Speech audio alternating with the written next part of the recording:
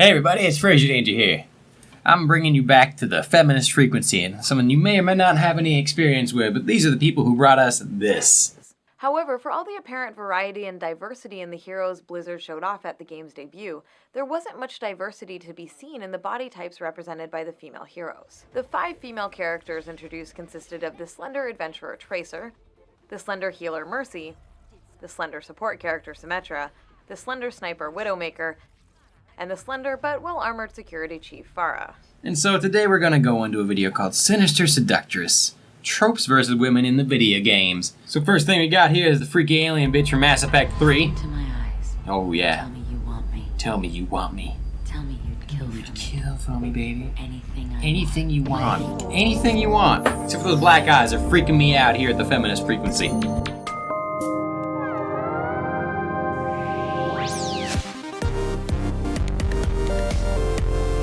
Of course, I'm enjoying what I'm seeing. And of course, they're exploiting this. She's exploiting this. So Anita Sarkeesian's bringing us back to id Software's 2004 game. Software's 2004 game Doom 3 took the basic concept of their earlier Doom titles, but it used the vastly fun game, a good game. You know, 2003, 2004, excellent. I played the shit out of that game. Along with the reimagined I played the piss out of this game. It was amazing, great game. What'd you find wrong with it? Environments, sharper textures, and more atmospheric lighting effects, the creative team also designed some unsettling new monsters for this latest confrontation with the forces of hell. One of those new monsters was the Vagary. No, not this. Not the female form on a spider, guys. Not that. Anything but that. The women can't handle that. Monstrosity with the upper half of a naked woman and the lower half of a giant spider. They're objectifying women right here. I should have known. I'm sorry. Fetus in her abdomen. Oh, and with the demon fetus in her abdomen. God, that must have been so triggering for all the little ladies back then who gave a shit about this. I.e., nobody. It's no mistake that the Vagary blends female sexuality and fertility with elements designed to be unsettling or horrifying. I guess female fertility is fucking horrifying then. Because what I'm seeing here is a spider bitch that I'd love to bang. The book The Making of Doom 3 reveals that the game's creative team summed up the driving concept for the Vagary with the equation sexy plus gross equals creepy. Wow, that's amazing. Sexy plus gross equals creepy. Hey, you fucking got it. You fucking got it. You know who else was sexy but gross but fucking creepy or whatever the fuck you want to go out? Oh, look at that. Well, you got caught with a flat world. How about that? Let's do the time warp again. Everybody, come on, man, get fucking real.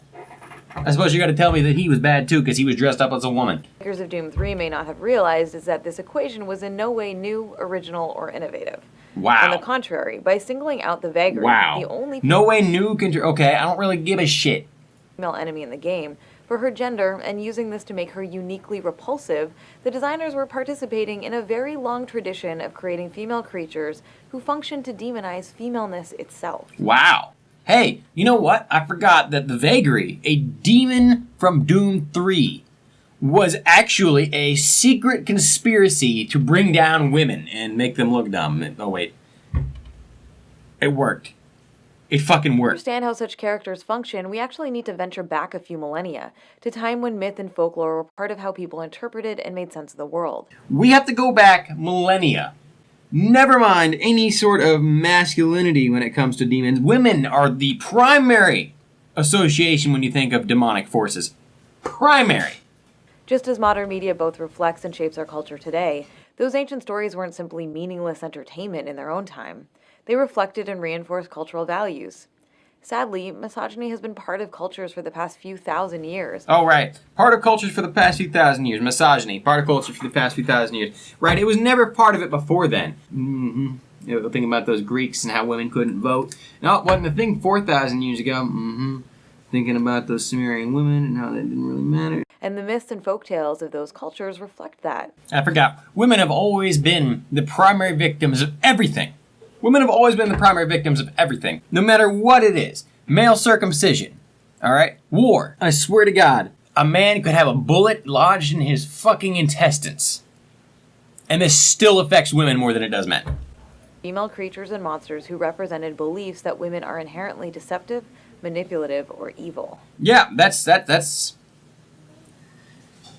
Well, I mean, you're the physical embodiment of that, aren't you? In his book Misogyny, The World's Oldest Prejudice, Jack Holland explores this through the story of Pandora from Greek mythology.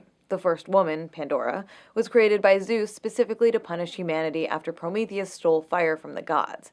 She's given a sealed jar and told to never open it, but because Zeus designed her to be evil and lacking in morals or manners, of course she does open it.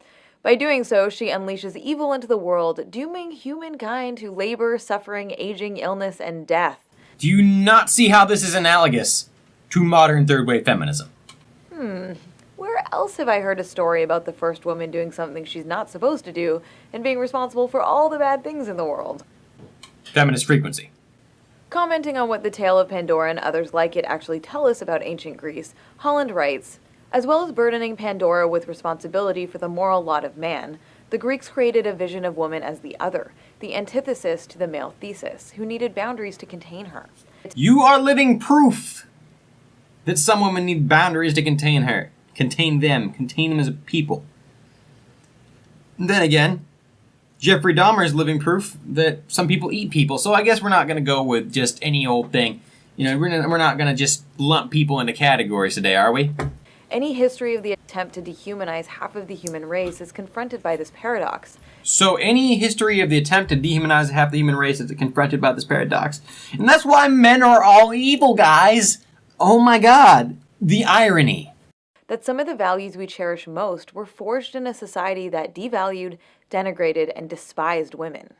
And in his book, The Gender Knot, Alan G. Johnson discusses the relationship between mythology and misogyny, saying the cultural expression of misogyny, the hatred of femaleness, takes many forms. It's found in ancient and modern beliefs that women are inherently evil and a primary cause of human misery. That is true. That is objectively true. Women are inherently evil and the cause of all human misery. Fact. Fact! It's also true that men are inherently misogynistic and are the cause of all violence in the world. Fact. Fact. Products of what the Greek philosopher and mathematician Pythagoras called the evil principle which created chaos, darkness, and woman. Well, that's just kind of an interesting thought. Maybe as far back as, more than a few thousand years ago, people thought that certain women were just kind of fucking crazy. I.e. you. So there's a little mathematical fun fact for you. The guy who came up with the theorem you learned in geometry class wasn't just a brilliant mathematician, he was also a total misogynist. Oh god! You know what? We should stop using that fucking mathematical theorem. Pythagoras, fuck him. Everything we know in Western history is misogyny. Let's wipe it away. Let's wipe the board away because some video games has some tits in it. I forgot. Sorry guys, I forgot. I'm sorry. The equation sexy plus gross equals creepy pertains not just to the vagary, but to a whole category of characters I refer to as grotesquely female. Grotesquely These are female. characters who incorporate highly gendered or sexualized elements in ways that are specifically intended to be creepy or disgusting. So there are zero examples of men being portrayed in this manner. Zero. And we're supposed to also, this is the problem. People using art to depict an experience and kind of get across an emotion across. That's an issue. That's an issue, guys. Other examples of the grotesquely female include Diablo III Sedea, the Maiden of Lust who spouts dialogue in a sensual, seductive tone while also taking the form of a giant spider woman. Beautiful. will take great pleasure in your suffering. Okay. Clotho, the third sister of Fate in God of War II, has naked breasts all over her body in a way that's clearly meant to be repulsive. That's fucking awesome. Let's look at that again. That is amazing. That is beautiful. That is how I see 90% of all feminists. While in Dante's Inferno, Cleopatra's nipples Oh, release yeah. demon babies who attack the player. Hey, have you guys ever seen that variety of porn, and they use the tits as another hole? Yeah. And, well, I don't think the footage of the boss Kaylee from Bloodforge needs any explanation. No, it's amazing. I mean, It's amazing. Now, of course, there's no shortage of male characters in games who are meant to elicit disgust. Thank you. Thank you for fucking admitting that. But I'm sure you're going to add some caveat to that to make it, when it's used in women, it's 100% unequivocally dangerous to society. And unequivocally, who cares what I just said? It doesn't matter. None of this matters. I mean, she's just as incoherent as I just was. But the unsettling nature of those characters is not tied explicitly to their gender. No, because masculinity and strength are not tied together. in any way, shape, or form, even though these two creatures are clearly displaying masculine strength. Not tied together at all. Zero. No problem, guys. Get it out of here. They don't function to suggest that maleness itself is inherently disgusting or dangerous. No, you function and suggest that. With these female characters, on the other hand, their grotesque nature is inextricably tied to their gender. They're amazing characters. Elements that are often presented as titillating in other contexts are twisted and made repugnant, so that their femaleness itself is what serves to make them disgusting. Oh, yeah. Their femaleness is what it's not the fact that they're disgusting. It's their sex that makes them disgusting. Anita, are you a sexist? Exploiting women's femaleness is not always done by presenting them as repulsive. With some, it's their attractiveness or seductiveness that makes them worthy of fear, scorn, and contempt. Wow, guys. Hey, you know who else is made worthy of their, fear, scorn, and contempt through their masculine seductiveness and masculine sexiness? This guy. Among the most famous female mythological creatures are the sirens, whose voices were irresistibly alluring to men who sailed over their island and heard their women using their power over men? Whoever got that idea? I wonder. Songs. But the music of the sirens was as dangerous as it was captivating, and the sailors who were seduced by the sound soon found themselves shipwrecked and stranded. Wow. So, ancient stories about women fucking over men. I just no idea where that could come from. Some interpretations characterize the sirens as cannibals who murdered the shipwrecked men and feasted on their flesh.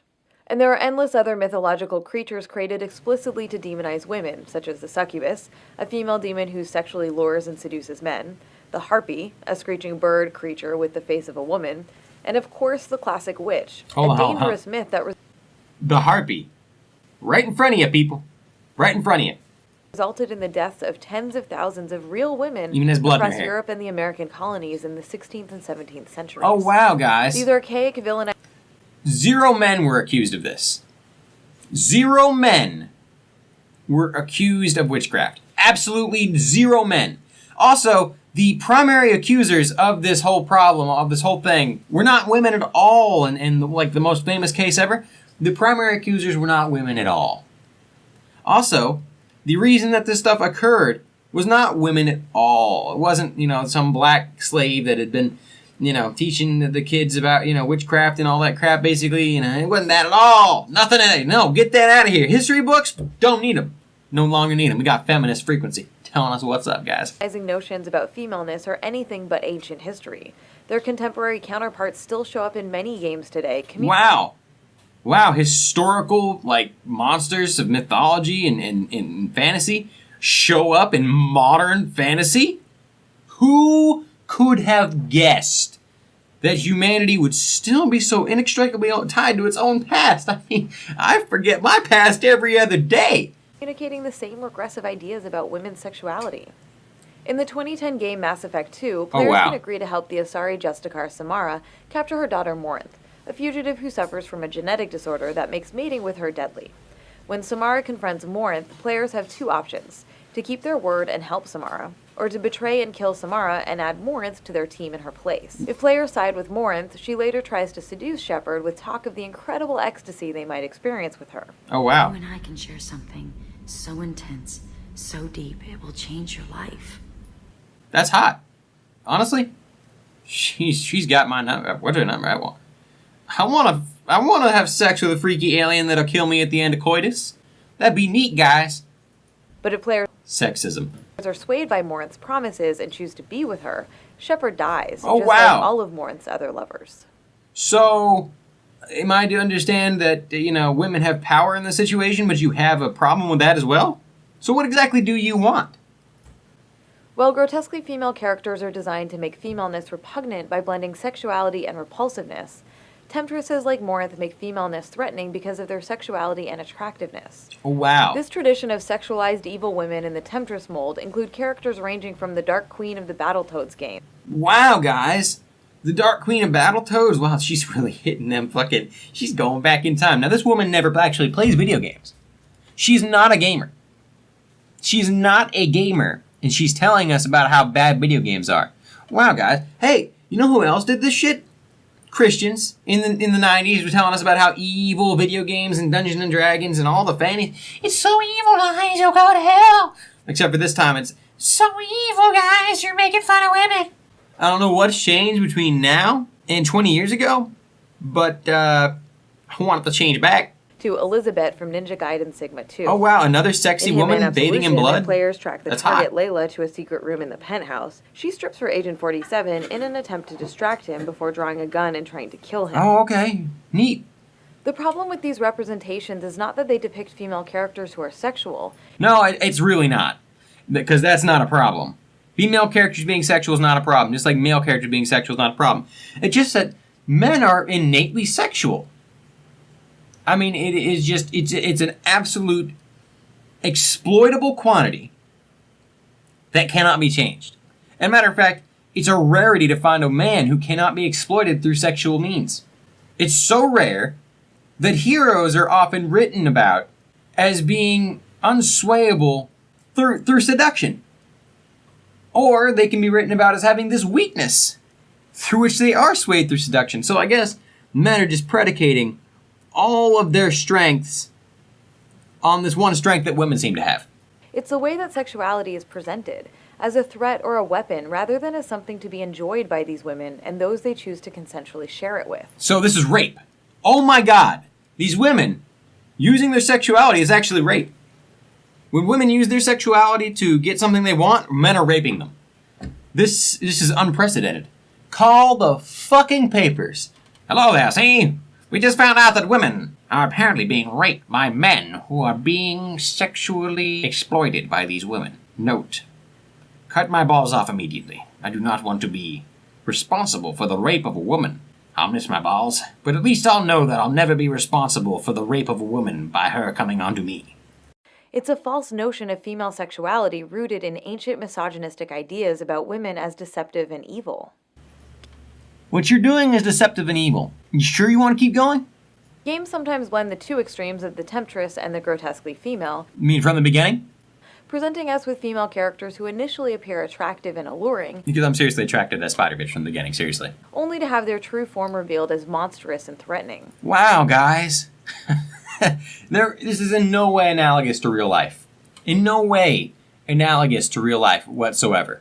The critically acclaimed 2013 game Brothers, A Tale of Two Sons, tells the story of brothers on a quest to find a cure for their ailing father. At one point on their journey, they rescue a young woman who it appears is about to be sacrificed. The seemingly innocent young woman then travels with the brothers for a while, flirting with the older one and luring the two of them off course and into a shadowy cave. Here, her true nature and intentions are revealed when she transforms into a giant spider and tries to trap the protagonist in her web. Thanks for the fucking spoiler. I never intended on playing Brothers. No, I never intended on doing that. But even more importantly, who gives a shit? She used this against men as a strength. It doesn't matter if it's evil or whatever, it's just a piece of plot. They wrote it down on paper. You know what? You're actually writing your own story too here because you're making men the enemy. Never mind, you'll never understand. The boys escape from her trap and fight back, ultimately killing her, but not before she gives the older brother a fatal wound. DMC Oh, she kills the older brother? That's another sweet-ass thank you.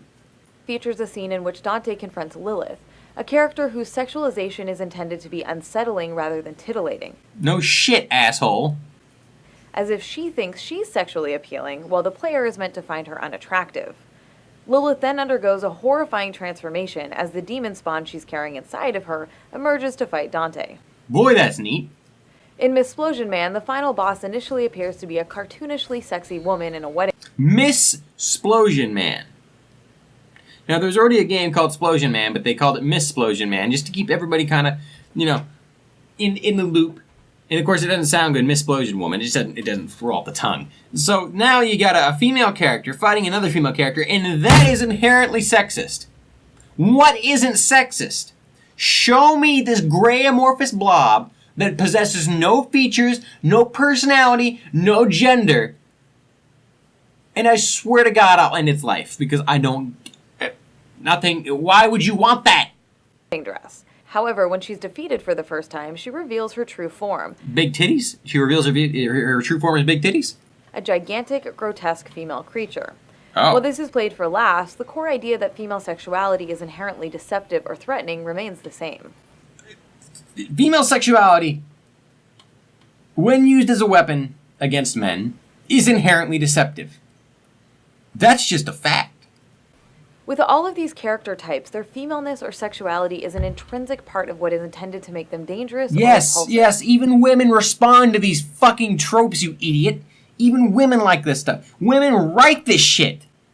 As a result, when male heroes defeat them, their victory is often explicitly gendered, emphasizing that the male protagonist has overcome the female threat and reinserted his dominance and control. Right, because women use their sexuality against men to get what they want, historically. Historically. Can I use that word historically again? It's very important. Underline that shit 3 times if you have to. Women use their sexuality to get what they want from men. And when they don't let this happen, they are reasserting their dominance and control over themselves and their surroundings. That's just the patriarchy talking. I'm sorry, guys. I didn't realize it. Don't worry. I'll cut my balls off later. It's okay.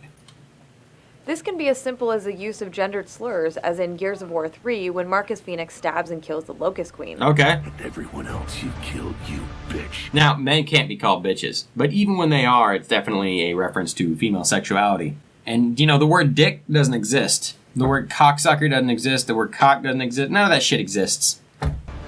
None of it. Or it can be graphically sexual, as in the killing of Cleopatra in Dante's Inferno. Or in this boss fight in Castlevania Lords of Shadow 2, which ends with the protagonist impaling the vampire through the mouth.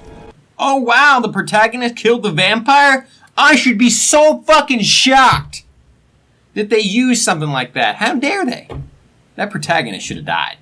He was a man. I think. Yeah. You know what? Of course, it's entirely possible to be completely wrong about all of this and to have just basically looked for your, bias and found it because you were looking for it. But that's just, that's neither here nor there. Don't worry about that, guys. Of course, it's entirely possible to have female villains who don't reinforce the idea that female sexuality or femaleness itself is threatening or repulsive. When? In Knights of the Old Republic 2, Kreia is a richly developed and complex villain whose evil is not tied to her gender. So, can we go back and just kind of pretend like this didn't happen, like life didn't happen, like we can just go back in time and just stop all this? If this is possible and it's happening. Nah, never mind. Masculinity. In the Portal games, the malicious AI GLaDOS' obsession with taunting and killing the protagonist is presented in a smart, engaging way that doesn't reinforce misogynistic ideas about women as a whole. The Enrichment Center once again reminds you that Android Hell is a real place where you will be sent at the first sign of defiance. So, androgeneity is technically a female thing for me. When I think of androgynous men, I think of feminized men. When I think of androgynous females, I still think of females. This is just something that's encouraged. It's in my brain. Androgynous equals feminine, and I know that's not what it's meant to mean, but the word android, androgynous, oh wait guys, look, we got a little bit of a connection there, and android hell, sexism, we found it, you motherfuckers. And no list of cool female villains from games is complete without the dashing criminal mastermind Carmen Sandiego. Right, Carmen Sandiego. These a historically non-sexual, oh wait. Are you saying she's not sexy? Criminal mastermind. Carmen she looks pretty sexy to me. She's wearing high heels. Sandiego. You must just like Carmen Sandiego. These representations are often defended because they're rooted in storytelling traditions that date back for thousands of years. That's a great reason to defend something. It's a tradition. It's old. It really isn't affecting anybody. You put everybody in a vacuum, these stories would come the fuck back up, just so you're aware. But for as long as it has existed, misogyny has been reinforced by the stories that cultures have told themselves. Misogyny, Myths, misogyny. legends, folktales, and religious teachings have been used as tools to contribute to Show this fucking image one more fucking time. One more fucking time. Show it again. Show it again. oppression of women for millennia. When games today uncritically employ such representations, they aren't tapping into some intrinsic truth of human existence. No, they're not? Okay, well that's interesting because humans love entertainment, and entertainment is based on previous experiences or else you cannot relate to it. They're doing what stories involving such characters have always done, perpetuating false notions that women are inherently misleading and manipulative. They're not? Well, that's cool. I'm glad because actually I don't really think that women are inherently manipulative and misleading. I think that if they're going to become a bad person, the only way that they're actually going to be able to do this and succeed because of their body types is through misleading and manipulation, or because women are not going to be able to act out their physical aggressions against men and succeed. And that female sexuality is something to be shamed, feared, and controlled. Sometimes it is. You ever dealt with a 13-year-old girl? They're fucking weird. They're fucking weird. Those ideas were harmful 20 Seriously. Like, teenage girls are fucking crazy, and they'll do anything. 800 years ago, and they're still harmful today.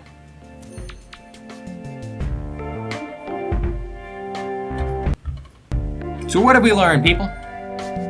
What have we gotten from this? Oh, we picked up on this whole little like narrative that they got going on. It's real special out there, guys. Remember, women are evil when portrayed in video games, but the other narratives was that sexuality was empowering, and you go girl because you slept with a man and got what you wanted, and that's how you got what you needed, and you lived and you did what you needed to, and now you're at the top of the company because life happened and you're okay now, and that man's gotten sued and you got his property and everything he owns. Misogyny!